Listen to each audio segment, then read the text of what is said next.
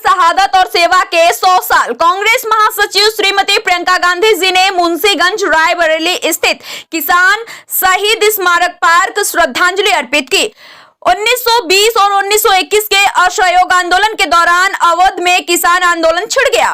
यह आंदोलन बाबा रामचंद्र और मदारी पासी के नेतृत्व में चला था। आंदोलन के दौरान रायबरेली के मुंशीगंज में भयानक गोलीकांड हुआ। 7 जनवरी 1921 को सई नदी के पुल पर किसानों को घेरकर गोलियों से भून दिया गया था। इसकी सूचना मिलने पर पंडित मोतीलाल नेहरू और जवाहरलाल नेहरू जी रायबरेली पहुंचे थे और पंडित किसानों से मुलाकात की। इस नरसंहार के यह आंदोलन और तेज हुआ तो मोतीलाल नेहरू और जवाहरलाल नेहरू को गिरफ्तार कर लिया गया था। बाद में शहीद किसानों की याद में यहां पर शहीद स्मारक बनाया गया। 1921 में रायबरेली की जनता के साथ शुरू हुआ कांग्रेस का यह रिश्ता आज तक कायम है। स्टार न्यूज़ प्लस के लिए उत्तर प्रदेश के रायबरेली से अंतिम सिंह चौहान की रिपोर्ट। कि खेती किसानी भी बड़े खरबपतियों को सौंप दी जाए, तो आपको समझना पड़ेगा अपनी जागरूकता से। ये जो जागरूकता की परंपरा है यहाँ की, कि आज देश में क्या हो रहा है और क्या परिस्थितियां बन रही हैं। आपका जीवन जो आप जी रहे हैं, जो संघर्ष आपके हैं, ये एक सच्चाई है। दूसरी तरफ आप टीवी पे इश्तिहारों में बड़ी बड़ी होर्डिंग पे ये देख रहे हैं कि देश आगे बढ़ रहा है, फूल रहा है, फल रहा है, मोदी जी दिख रहे हैं, हमेशा किसी बड़े बड़े इवेंट में जा रहे हैं।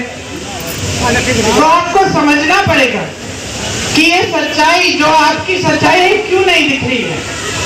जब चुनाव के समय चर्चा होती है, टीवी चलाते हैं, तो क्या चर्चा हो रही है हमेशा, या फिर तुम्हें रोजगार दूंगी तो तुम कौन सा चुनोगे? रोजगार चुनोगे, क्योंकि रोजगार से खुद कमाओगे, आत्मनिर्भर बन जाओगे, किसी पे निर्भर नहीं रहोगे।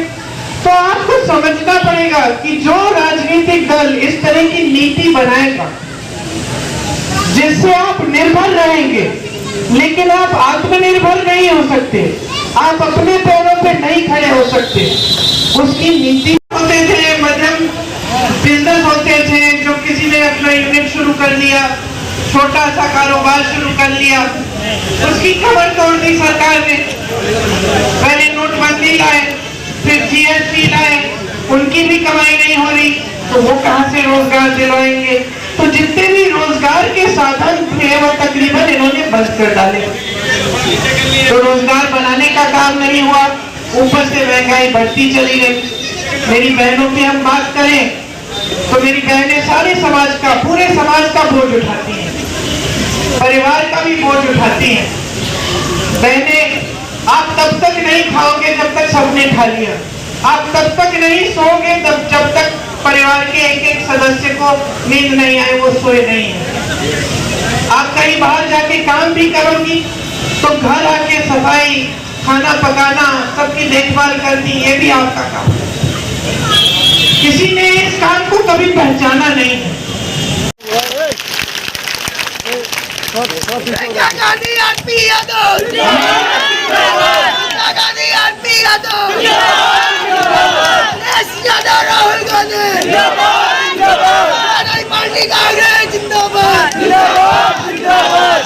ये लोग इतना कह रहे हैं कि अगर इनकी फिर से सत्ता आएगी तो संविधान को बदल डालेंगे।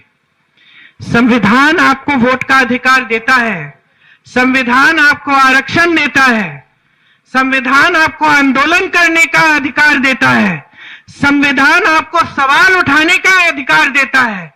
संविधान इस देश की जनता को सर्वोपरि रखता है। इसको कमजोर करने की बात क्यों उठ रही है? क्योंकि ये चाहते हैं कि लोकतंत्र कमजोर हो। इसीलिए इस चुनाव में आपका वोट सिर्फ आपके बच्चों के भविष्य के लिए नहीं, सिर्फ अपने गांव के विकास के लिए नहीं, लेकिन इस देश को बचाने का वोट है। इस देश में लोकतंत्र को फिर से पूरी तरह से स्थापित करने का वोट है। इसीलिए समझ लीजिए कि 20 तारीख को जब आप वोट देने जाएंगे, तीसरे नंबर पे भैया का बटन है, तीसरे नंबर पे बटन दबाएंगे, तब आप सबसे पहले एक ऐसे सांसद को चुनेंगे जो हमेशा लोकतंत्र के लिए लड़ेगा, जो कभी पीछे नहीं हटेगा, उसको घर से निकाला, संसद से निकाला, प्रताड़ित किया, परिवार के सारे सदस्यों को उल्टा सीधा बोला। इंदिरा गांधी जैसी महान हस्ती जो शहीद हुए इस देश के लिए, उनको देशद्रोही बोला प्रधानमंत्री जी ने। मेरे पिताजी राजीव गांधी जी को देशद्रोही बोला प्रधानमंत्री जी ने। गलत गलत बातें की कि उन्होंने कानून बदल दिया इंदिरा जी से विरासत लेने के लिए। वो कुछ समझ नहीं पाए मेरे परिवार के बारे में। हमें विरासत में धन दौलत नहीं मिली, हमें विरासत में इस देश के लिए मर मिटने का जज्बा मिला है। हमारे एक परिवार के सदस्य को मारोगे, दूसरा खड़ा हो जाएगा इस देश के लिए। दूसरे को मारोगे, तीसरा खड़ा हो जाएगा इस देश के लिए।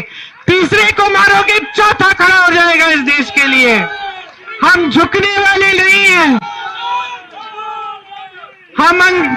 हम अंग्रेजी साम्राज्य के सामने झुके नहीं। ये क्या है, इनके सामने हम कभी नहीं झुकेंगे। हम इस देश के लिए लड़ते रहेंगे जब तक हम में दम है, जब तक हम में सांस है, तब तक हम आपके लिए लड़ते रहेंगे। आपको इस गरीबी के खाई से निकालने के लिए लड़ते रहेंगे। आपको आत्मनिर्भर और मजबूत बनाने के लिए लड़ते रहेंगे और कोई हमें रोक नहीं पाएगा।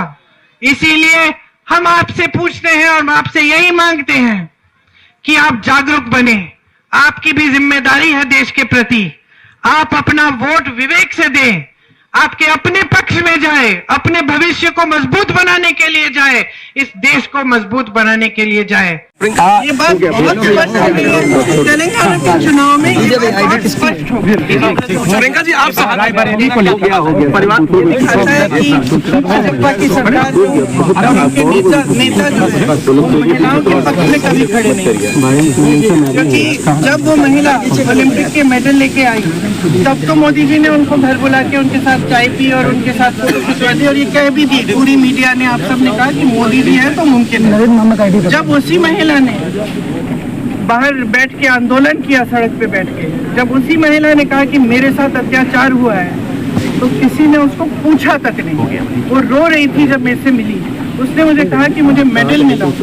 मैंने सोचा था कि अगर मैं बैठूंगी तो कम से कम मेरी सुनवाई होगी, कोई तो सुनेगा, लेकिन सरकार में किसी ने नहीं सुना। और आज ये परिस्थिति है कि उनके बेटे को टिकट मिल गया है चुनाव में। तो ये स्पष्ट हो गया है कि महिलाओं के अत्याचार की बात, महिलाओं के आरक्षण की बात, ये सब चीजें जो जब ये लोग कहते हैं कि हम खड़े महिलाओं के लिए या हम आरक्षण दिलवा रहे हैं, तो ये सब चुनावी, उनके लिए चुनावी। आप जब परिवार के शहादत की बात करते हैं तो बीजेपी कहती है कि आप शहादत के नाम पर वोट मांग रही परिवार के। 3 साल बीजेपी कहती है कि आप परिवार के शहादत के नाम पर वोट मांग रही लोगों के, आपके परिवार में जिस तरीके से जो शहादत हुई। बीजेपी चाहती है कि मैं अपने परिवार के बारे में चुप हूँ या शर्मिंदा हो जाऊँ। क्यों शर्मिंदा होंगी मैं अपने परिवार के बारे में? गर्व है मुझे अपने परिवार पे, गर्व है मुझे इंदिरा जी पे, जिन्होंने इस देश के लिए इतना कुछ किया, जिन्होंने पाकिस्तान को तोड़कर बांग्लादेश बनाया। गर्व है मुझे इंदिरा जी पर कि उनकी शहादत हुई इस देश के लिए। राजीव जी के ऊपर गर्व है मुझे कि उनकी शहादत हुई। क्यों नहीं बोलूंगी? मैं क्या चुप रहूं और इनको गालियां देने दूं? और ये सुबह से शाम तक सिर्फ ये कहते हैं कि इंदिरा जी जैसी शहीद, राजीव जी जैसे शहीद देशद्रोही थे। मैं चुप रहूं? कैसे चुप रहूंगी? मेरी दादी थी, मेरे पिताजी थे, क्यों चुप रहूं? प्रियंका जी, 103 साल पहले नेहरू जी यहाँ आए थे, सैकड़ों किसानों की शहादत हुई थी। 103 साल पुराना रिश्ता हो गया है। आज आप कैसे देखती हैं 100 साल के रिश्ते? देखिए, मैं बार बार ये अपने भाषणों में भी कहती हूँ कि बाहर से ऐसे लगता है और आप लोग खूब इस बात को कहते हैं कि ये परिवारवाद है और गांधी परिवार है तो यहाँ पे कोई भी वोट दे देगा गांधी परिवार के नाम। आपने अभी कहा शहादत के नाम। मेरा तो इसका एकदम विपरीत मेरी सोच है। यहाँ पे जब आंदोलन हुआ, जब यहाँ के किसान 103 साल पहले खड़े हो गए एक इतने बड़े और सक्षम और सत्तावान साम्राज्य के खिलाफ,